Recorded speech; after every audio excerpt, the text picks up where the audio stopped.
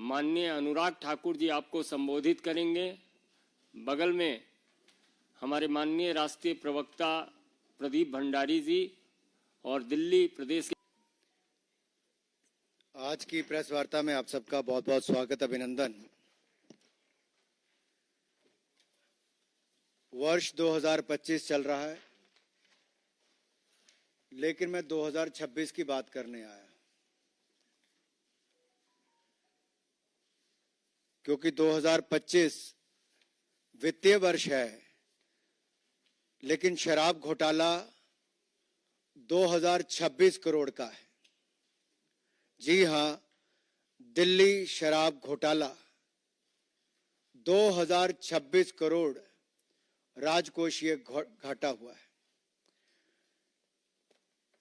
आप याद करिए, आम आदमी पार्टी ने कहा था पाठशाला बनाएंगे, पाठशाला तो नहीं, मधुशाला बनी।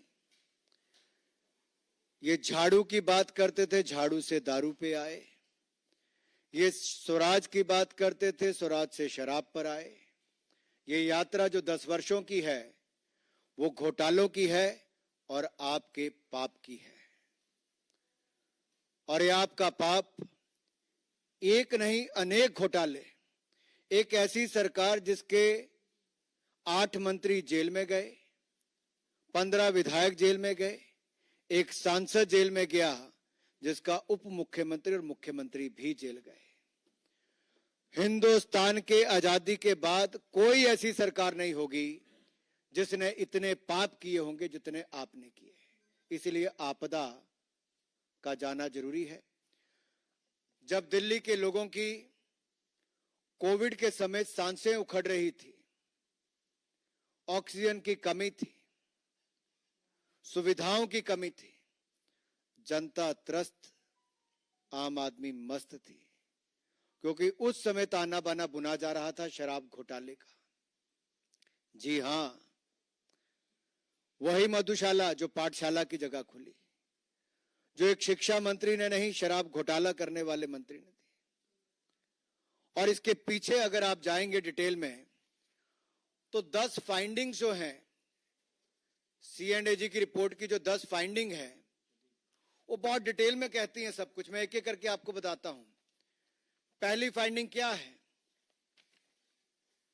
पहली फाइंडिंग, रेवेन्यू लॉस 2026, राजस्व हानि जो है वो 2026 करोड़ की है। और इसके कारण दूसरी finding, deviation from the objectives of policy, नीति के उद्देश्यों से विचलन होना।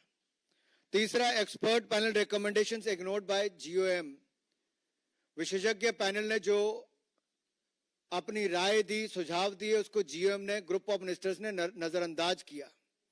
और चौथा जो है, all entities allowed to bid despite complaint, शिकायतों के बावजूद संस्थाओं को बोली लगाने की अनुमति दी। पांचवी है, financial condition of bidders not red flagged, बोलीदाताओं की जो वित्तीय स्थिति थी उस पर ध्यान नहीं दिया गया। ये 5 मैंने आपके सामने अब तक गिनाई है। और अगर आप 6वीं पे देखेंगे, violation in issuance of licences, licence जारी करने में उल्लंघन किया गया। 7वां है, वायलेशन नॉट पेनलाइज्ड, उल्लंघन करने वालों को जुर्माना और सजा नहीं दी गई।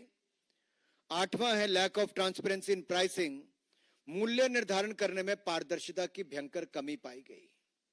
और 9वां है, जो सबसे महत्वपूर्ण, क्योंकि अब जिम्मेदारी किस पे है?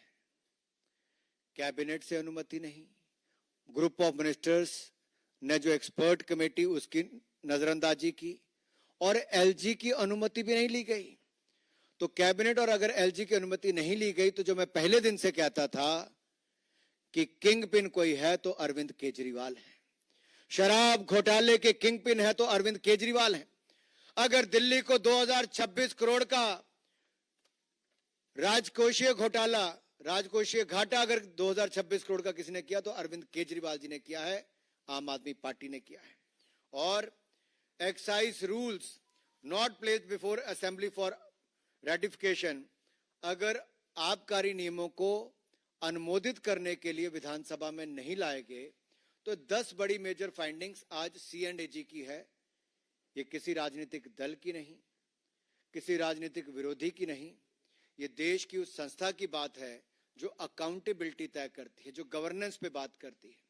और अगर LG महोदय ने कहा कि आप विधानसभा सत्र बुलाओ और C&AG की रिपोर्ट्स को वहां पे पेश करो, वहां पे टेबल करो, ऐसी कौन सी मजबूरी थी CM आतिशी की कि आम आदमी के पाप को छिपाने के लिए, आम आदमी पार्टी के पाप को छिपाने के लिए और C&AG की रिपोर्ट को टेबल ना करने के लिए क्यों उन्होंने ये रोक लगाई, क्यों अब तक असेंबली बुलाकर उसको टेबल नहीं किया?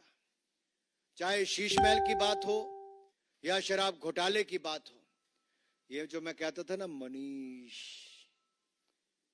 ये श जो है, ये मनी से लेके इनके शराब घोटाले से लेके शीश महल तक जो पैसा कमाया है वो सारा उल्लेख इसमें आता है।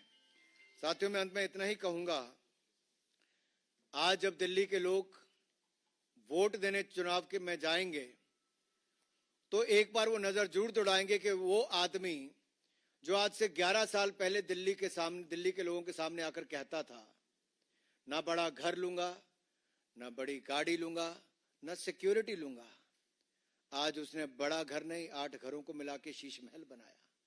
बड़ी गाड़ी नहीं, सबसे बड़ी गाड़ी ली, एक जगह नहीं 2 राज्यों की सिक्योरिटी ली, और एक घोटाला नहीं अनेक घोटाले किए। और ये कोई और नहीं, आपका पाप जिसके नेतृत्व में हुआ वो अरविंद केजरीवाल है। लेकिन बड़ा सवाल दिल्ली की जनता के सामने ये है, आम आदमी पार्टी का चेहरा कौन है भाई?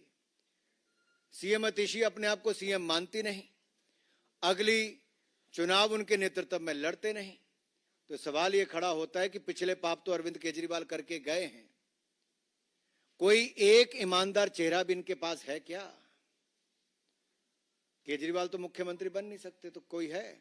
और इन पापों की सजा तो उनको भुगतनी पड़ेगी और जवाब भी देना पड़ेगा कि C&AG की रिपोर्ट को लागू क्यों नहीं किया, और इन 10 फाइंडिंग्स जो सामने आई है इसका जवाब देना ही होगा।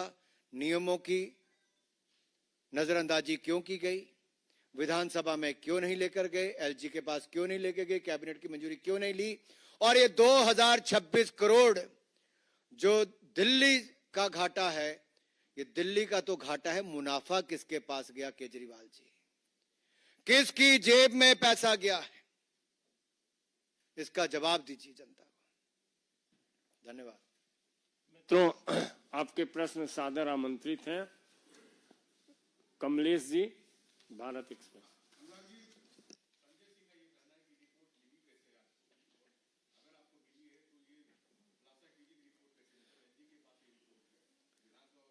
मैं आपका बहुत आभारी हूं, आपने सवाल पूछा। मैं आम आदमी पार्टी को इतना ही कहूंगा कि क्या आप C&AG की रिपोर्ट को टेबल नहीं करोगे तो ये मंशा साफ नजर आती थी कि ये रिपोर्ट जग जाहिर नहीं होने देना चाहते थे। ये इस पे चर्चा ना विधानसभा में चाहते थे ना दिल्ली की जनता के सामने आम आदमी पार्टी के पापों को दिखाना चाहते थे। ये आपका पाप बाहर निकल कर आया है, जवाब इस पे देना होगा। और मेरा सवाल CM आतिशी और अरविंद केजरीवाल से है,